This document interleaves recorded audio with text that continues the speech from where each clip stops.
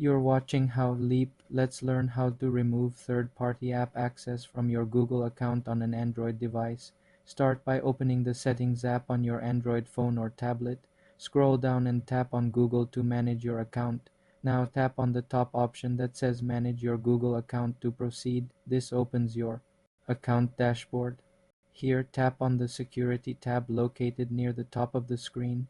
In the Security menu, scroll down until you find the section labeled Your Connections to Third-Party Apps and Services. Tap on this option to view all the apps that have access to some part of your Google account. You will see a list of every app with permissions. Review this list carefully and tap on the name of any app you wish to remove. A new screen for that specific app will open. At the bottom of this screen, tap the large button that says Remove Access. Confirm your choice when the prompt appears by tapping OK or Remove Access again. The app's connection to your Google data is now immediately revoked. For more simple computer tutorials, subscribe to the channel.